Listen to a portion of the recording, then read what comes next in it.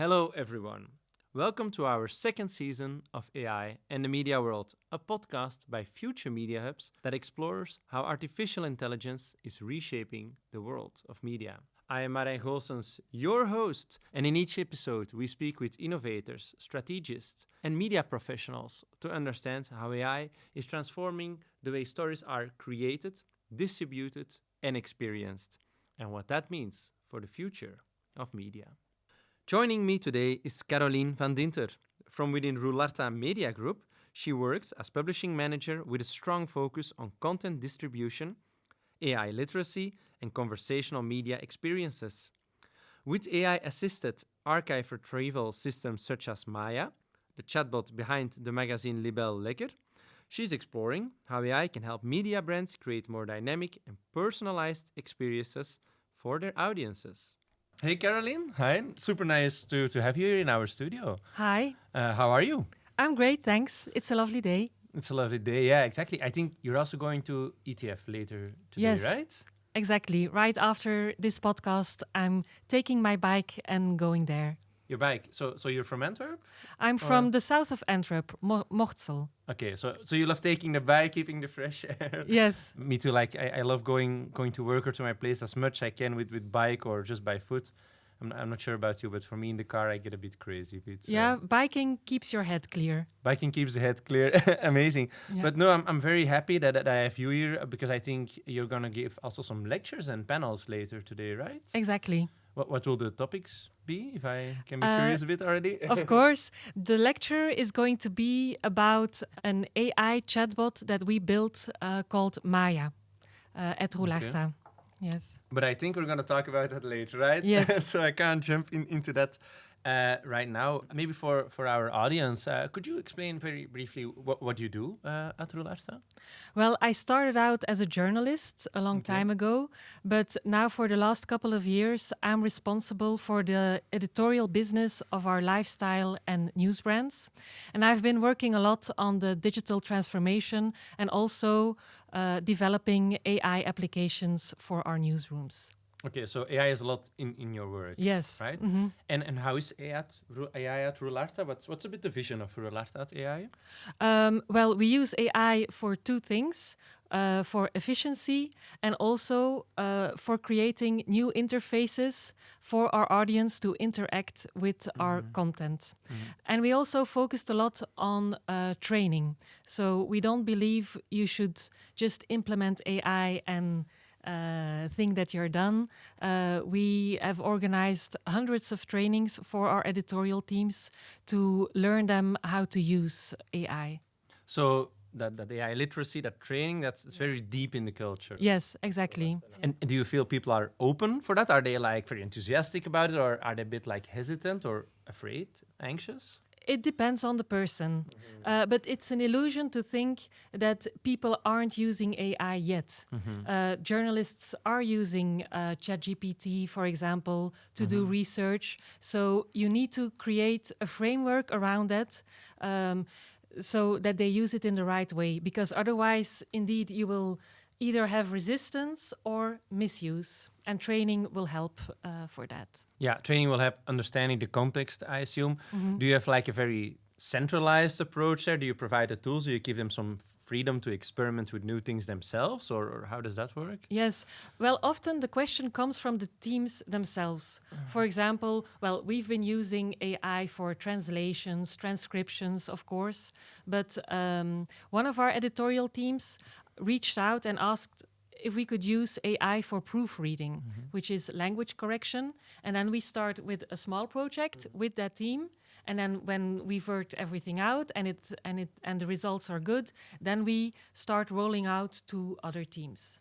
Okay, so you tested it out before then, and then when you notice this works, you can roll it out. And then we set a calendar with trainings, and everyone can choose a date, follow the training, and then we go to work. Yeah. Are there like AI applications that you don't want to do within Roularta that you say like we don't do that with AI? In general, AI does not create content. Okay. So writing articles with AI, we don't do that. And then we have guidelines that can be different from one title to another. For example, at Knack, Midjourney, the tool that you can use to create images, is really something that our art director at KNAK likes to use a lot. He needs to make every week the magazine cover for KNAK. And for him, Midjourney really empowers his creativity, and he can create images that you cannot photograph. For example, a Tesla car on fire. You might be able to photograph that. Yeah, but it's complicated or expensive. Yeah. Okay. Yeah. And on the other hand, at Libelle, we will never use Midjourney to change a photograph of a person or a recipe. So the guidelines can be different for one title versus another. Okay, yeah, I can understand that. And also, especially when it comes to human or human photography, you're, I assume, sticking with humanity. Exactly. And putting a focus on that. Do you find AI, is it a creative tool? Is it an automation tool? Is it both? It's both. It's for efficiency, mostly the tasks that are tedious, that our journalists do not like to do. Copy-paste work. Yes, or like transcribing interviews. They are all very relieved that they do not have to do that anymore. For creativity, like the images, like I said, and also as a new interface to help our readers discover content that is now sleeping. Because we have large archives with content that we've published once, and then it goes to sleep into our archive, and people don't have access to it anymore. And there we've also used AI to wake up that content. Okay, could you make that a bit more specific? Like for me as a user, how would I explore this sleeping content? Or? Yeah. So I have a couple of examples. The first one is at KNAK Weekend, where we publish restaurant reviews. It's a very popular type of content. Every week, new reviews. So we've built the Dine Guide, which is retrieval augmented generation. So it's a large language model that explores all of our content, filters out the restaurant reviews and puts it into a search machine where you can search on location, search on type of cuisine. So to help our readers find a restaurant. And do you have some feedback on that? Do readers like it? Is it getting some traction? Yes, it's getting some traction, and we get a lot of feedback. And what you see is that you have to keep refining the tool all the time, because you can test run it, but then when your audience start using it, the scale changes. So you really have to be open to feedback from your users saying, oh, this, for example, some archived content is not up to date anymore. So we get feedback on that, and then we correct it and move on to the next round.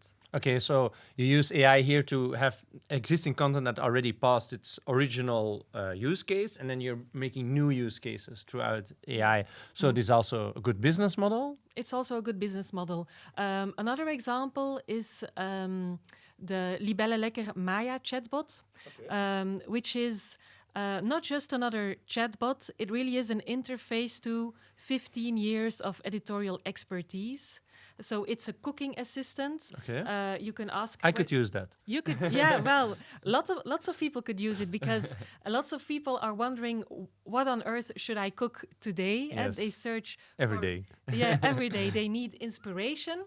They don't lack recipes. There are plenty of recipes, but the problem with search is that it assumes intention. If you can go on Google and search chicken curry recipe, but then you have to know beforehand that it's the chicken curry that you want to have for dinner. And most of the time, people don't know what they want to eat. So what you need is discovery, and that's what AI can make possible. So we've created a chatbot based on our editorial content, and that makes it very reliable. So it will never invent a recipe. It will always be built on our own articles and recipes. So tonight I need to cook for my girlfriend, and I can use this chatbot as say some things that I have maybe in mind of some ingredients that I have, and then this chatbot will give me some suggestions of existing recipes from your archives, from content you already made, and will give those recipes to me then. Yeah. Okay. Yeah. And it will have some visuals, some other context around Yes. it, or That was very important to Yeah. us, that Maya had to be visual. okay. Because we've been investing in food photography for more than 15 years. So food photography is a very big part in making you want to cook something. So when we built Maya, we decided that the images needed to be the first thing you see. So when Maya starts answering, the first thing you will see are a couple of food images. Okay, and yeah, I've not seen a lot of chatbots. I think with these visuals, it's very innovative. Yes. Right. Exactly. Yeah, yeah. Okay, and how did this idea of Maya, how did it came to work? Like, why did we just start doing this specifically? Because we see that our search tool on our website is one of the most visited pages. But search is something that, under the influence of AI, is transforming. So people don't want to type a very specific search term anymore. They want to the search to be conversational. And because we saw this change happening in the rest of the internet, we thought we need to jump on the bandwagon, but really think about it, of course. Another element is that, of course, AI is a threat for us. We see the rise of chatbots, the decline of Google traffic.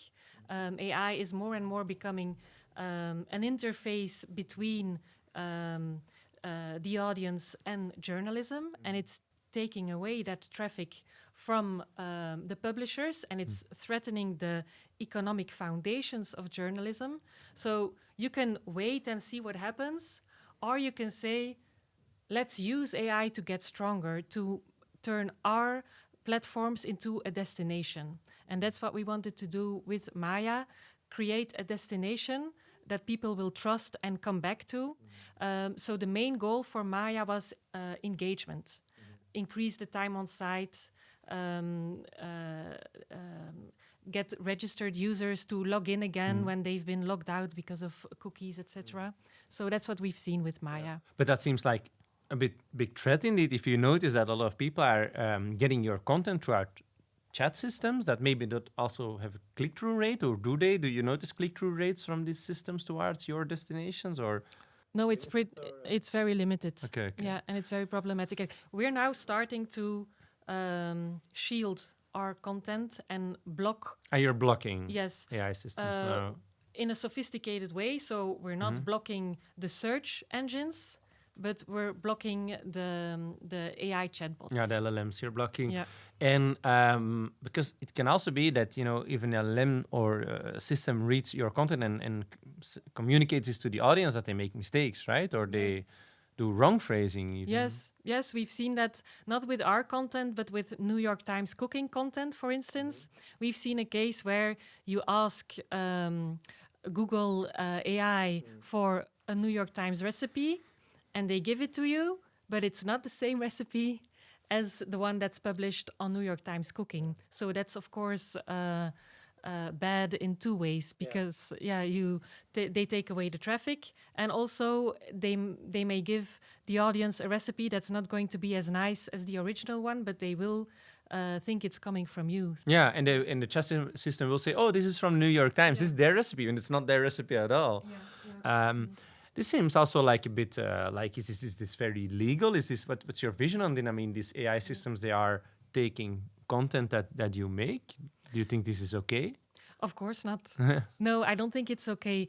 I think we're in the middle of a very volatile situation where the rules still need to be made. And there are a couple of things that are important.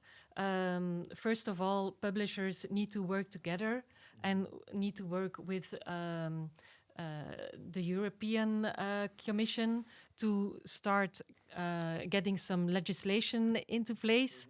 We're working on that, of course. And you see different publishers taking different approaches, like Le Monde has recently come to an agreement to give access to all of their French content. But there is not yet a business model that really reflects the value of journalism. And all these LLMs have been trained on journalistic content without permission. So we are now in a situation that is, I think, not legal, but well, we don't have to just consider ourselves the victim. That's what I'm trying to explain here. Taking it back into your own hand and saying, okay, even though we think it's completely wrong what's happening, we're going to fight back and use AI in our advantage, disadvantage to advantage. Yes, exactly, because I'm really convinced that our editorial approach will become more valuable in the age of AI and not less valuable. Generated content will become a commodity, but true expertise, context, a human connection, that will become more and more rare in comparison. And so those are our real assets. And cycling back a bit towards our original topic of the sleeping content and the use of AI to fight back against those systems and create a strong destination. Do you plan to do this more using AI to revive that sleeping or existing content? Are you going to use it to create a lot more new content, or what's the vision there? Yes, we still have a couple of more projects in the pipeline.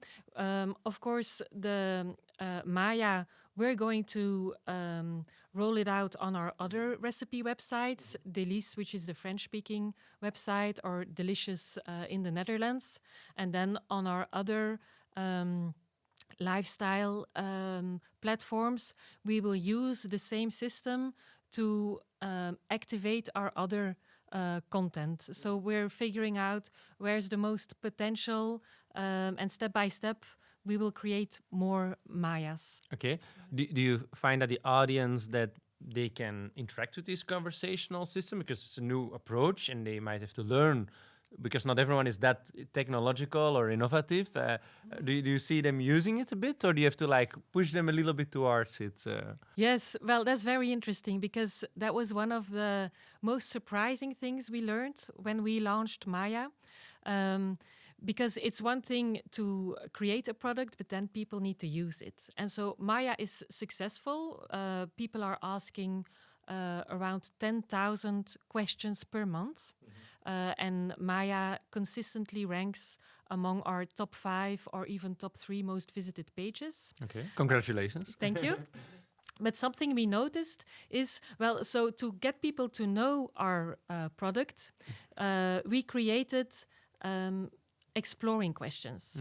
So we have 20,000 recipes on our website, and underneath every recipe, you will find 5 or 6 generated questions that are also generated by Maya, so by the same AI.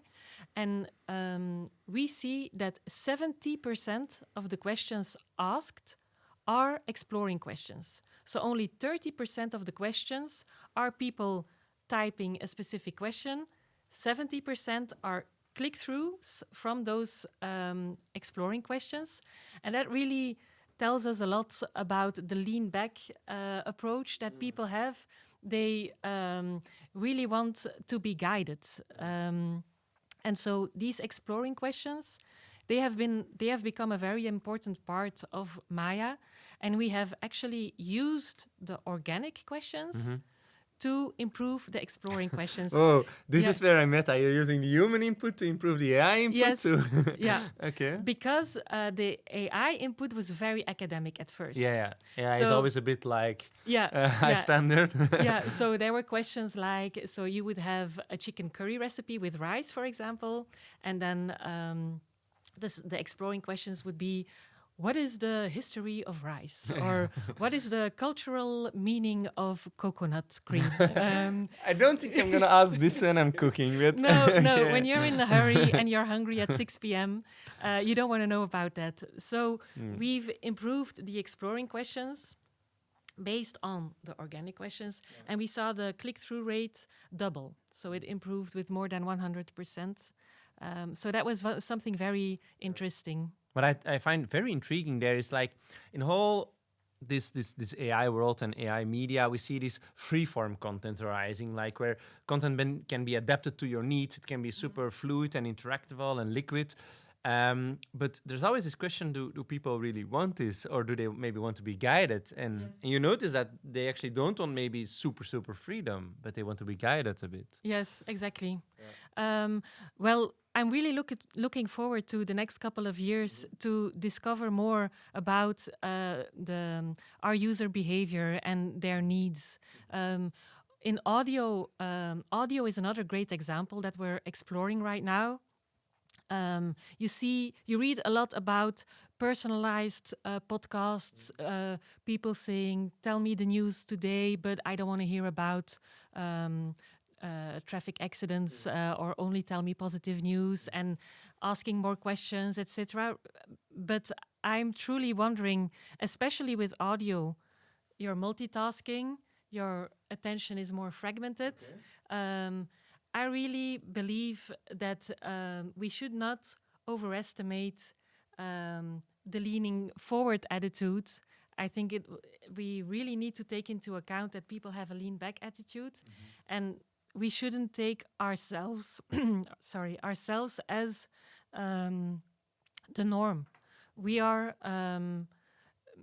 as media creators, obsessed with AI. I could talk about it all day, but the user behavior will always be more lean back than a journalist's behavior. Yeah, okay, that's indeed an interesting vision, because we have to always think about what the audience wants and not what we want. And we are creators, we are media professionals, and we know what we want. And maybe we should look out that we not create things that we want, but what our audience wants. Yes, exactly. And it's just so difficult with all these innovations to understand what the audience wants. Do you do like trend analysis for this? Do you do like audience investigations to understand? Or do you just build, prototype, test, agile? It's a mixture of building and testing, and also really reading everything that is published from other publishers internationally, universities doing research, etc. So we really try to stay on top of the latest research and test with our own brands, with our own audiences. And if we're looking a little bit further away, like in 5 years' time, where do you see Roularta going with this new technology? So we are trying to invest more in audio. That's one thing we're exploring. I think there will be also a difference between our lifestyle brands and our news brands. For example, Maya, she's great at answering questions about cooking, but we are not planning to launch Maya on Knack, which is a news brand, and not just a daily news brand. It's a news brand that's all about context, insights, opinions, and AI doesn't handle opinions very well. It's hard to distinguish what's an opinion, which context is outdated. The nice thing about cooking is that it's pretty evergreen. So we will explore different ways forward for our lifestyle brands and our news brands. On our news brands, we're looking more into hybrid search, and also, of course, the exploring questions that we've discovered with Maya. We are definitely going to start some projects on Knack with those as well. So that you have like some suggestional questions at the bottoms of articles or so that would lead to a chatbot answering and those questions or so. Or that would provide a short answer. A short answer and then already. Linking to the full article if you want to read more. Okay. But it's interesting, it's smart, I think, because you're like, depending on the use case, you're putting the technology, not the technology as a sauce, just doing it, but looking when does it really add value, right? Mm-hmm. Would you say that you're, as Roularta, very like innovation first company, especially on the AI spectre, or are you more like only when necessary, when needed, a bit cautious with it? No, I think we are experimenting and innovating. We're not cautious about it. It's one of the things I find exciting about AI is that it creates a new level playing field. Okay. So it's not like there is one amazing AI tool that you could buy as a publisher, but it's very expensive. Because Roularta isn't the biggest publisher in Belgium. It's not the smallest either. We don't have the biggest budgets. But it's not like that. It's not like there's an AI tool, genius but very expensive, and too bad we cannot afford it. No, it's also, like you said, the legal aspect of it, the threats. Everyone is experience these threats in different ways. Other publishers, very big publishers in Belgium, have been focusing very much on reach. Okay.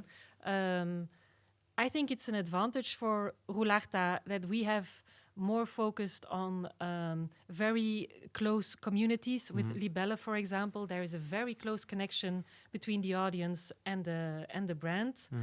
Or with Knack, we have always been focusing on not the fast news, but on a level deeper. So I think that the rules are changing, and this creates a level playing field for everyone. Okay. So that's what I find exciting about it. Exciting. So would you say that, and that's a little bit go to the end of our chat, are you optimistic about the future of media with AI?